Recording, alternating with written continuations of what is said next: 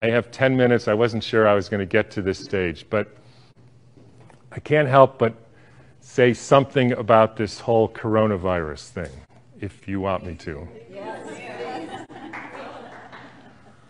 So, again, when you know Steiner, you have the answers to the test, but you have to then figure out the details. In 1918, after the biggest pandemic, the Spanish flu pandemic of 1918, Steiner was asked, what was this all about? And he said, well, viruses are simply excretions of a toxic cell. Viruses are pieces of DNA or RNA with a few other proteins. They bud out from the cell. They happen when the cell is poisoned. They are not the cause of anything. And the first way I would encourage you to think about this is if you are a famous dolphin doctor, right? And you have been studying dolphins in the Arctic Circle for hundreds of years, or at least a long time, and the dolphins were fine. And then they call you up, Fred, all the dolphins, or a lot of the dolphins are dying in the Arctic Circle. Can you come and investigate? Right? And you have one question to ask. So, show of hands. How many of you would say, I want to investigate a dolphin to see the genetic makeup of that dolphin? Nobody, because that's stupid. How many of you would say, I want to see if this dolphin and that dolphin has a virus because it might be contagious and that's why all these dolphins are getting sick? That fellow. How many of you would say, excuse my French here, somebody put some shit in the water here? Like Exxon Valdez? Anybody? Everybody. Because that's what happened. And the cells get poisoned. They try to purify themselves by excreting debris, which we call viruses. If you go to the current theory of viruses called exosomes, and the latest head of the NIH giving a talk on the complexity of viruses, you will see this is perfectly in line with the current thinking on what a virus really is. I had a dramatic example of this when I was growing up. Right outside our house, there was a wetlands, and they were full of frogs, and the frogs kept me up at night, so I taped the windows, and they were, in the spring, they made a big racket. And then over time, the frogs were all gone. How many thinks the frogs had a genetic disease? How many thinks the frogs had a virus? How many think somebody put DDT into the water? That's what happened. Diseases are poisoning. It's one of the reasons why vaccines, so let me skip that for a minute. So what happened in 1918? There was a huge, in every pandemic in the last 150 years, there was a quantum leap in the electrification of the Earth. In 1918, late fall of 1917, there was the introduction of radio waves around the world. Whenever you expose any biological system to a new electromagnetic field, you poison it, you kill some, and the rest go into a kind of suspended animation so that, interestingly, they live a little bit longer and sicker. And then starts in World War II with the next pandemic with the introduction of radar equipment all over the Earth, blanketing the entire Earth in radar fields. First time humans have ever been exposed to that.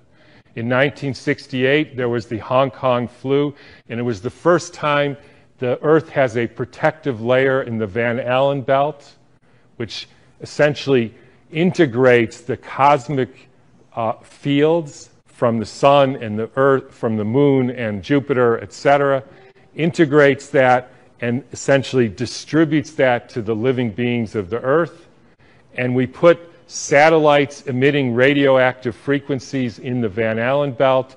Within 6 months, we had a new viral pandemic. Why viral? Because the people are poisoned, they excrete toxins, they look like viruses. People think it's a flu epidemic. In the 1918 epidemic, the Boston Health Department decided to investigate the contagiousness of this. So they, believe it or not, took hundreds of people with the flu and they sucked the snot out of their nose and injected it into the healthy people who didn't have the flu, and not one time could they make the next person sick. They did this over and over again, and they were not able to demonstrate contagion. They even did it with horses who apparently got the Spanish flu, and they put bags over their head, and the horses sneezed in the bag, and they put the bag over the next horse, and not one horse got sick.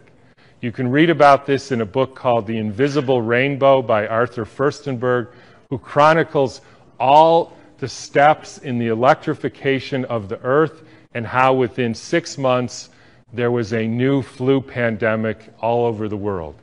And when you hear the normal explanations, how did it go from Kansas to South Africa in 2 weeks? So the entire world got the symptoms at the same time, in spite of the fact that the mode of transportation was horseback and boats, and there's no explanation for it. They just say, we don't know how that happened. But when you think about it, with these radio waves and other frequencies that some of you have in your pocket and on your wrist, you can send a signal to Japan and it arrives instantaneously. So any of you who don't believe there is an electromagnetic field that communicates globally within seconds just is not paying attention to this. And I will only finish by pointing out that there has been a dramatic and quantum leap in the last 6 months with the electrification of the Earth. And I'm sure a lot of you know what that is. It's called 5G, where they now have 20,000 radiation-emitting satellites, just like the radiation-emitting thing in your pocket and on your wrist and that you use all the time. That is not compatible with health. I'm sorry to say it, it's not compatible with health. That is a water destructuring device. And for any of you who say, yeah, well, we're not electrical beings, we're just physical matter, then don't bother doing an EKG or an EEG or a nerve conduction test, because we are electrical beings and the chemicals are only the byproduct of those electrical impulses. And I'll finish with, anybody want to make one guess as to where the first completely blanketed 5G city in the world was? Exactly. So when you start thinking about this, we are in an existential crisis here, folks, the likes of which humankind has never seen. And I don't want to go all Old Testament prophet on you, but this is something that is unprecedented. The putting of 100,000 satellites in the very blanket of the Earth. And by the way, as I was going to say earlier, this actually has something to do with the vaccine question, and this got brought home to me because about a year ago or so, I had a patient who came in who was totally fine, a surfer and all, and then he works as an electrician putting in Wi-Fi systems for very wealthy people. Electricians have a very high mortality rate, but he was fine. And then he breaks his arm and he gets a metal plate put in his arm. 3 months later, he couldn't get out of bed and was total, heart irregularities, just total collapse. The susceptibility has to do with how much metal you have in your body, as well as the quality of the water in your cells. So if you start injecting aluminum in people, they become receptors for absorbing increased electromagnetic fields, and that is a perfect storm for the kind of deterioration of the species, which is what we're now experiencing.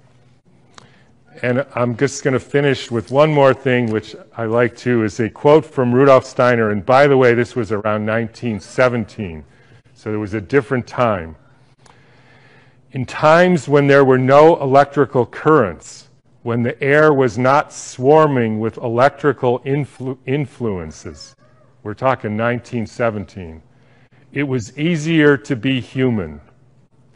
For this reason, in order to be human at all today, it is necessary to expend much stronger spiritual capacities than was necessary a century ago. So I'll just leave you with whatever you can do to increase your spiritual capacities, because it's really damn hard to be a human being these days.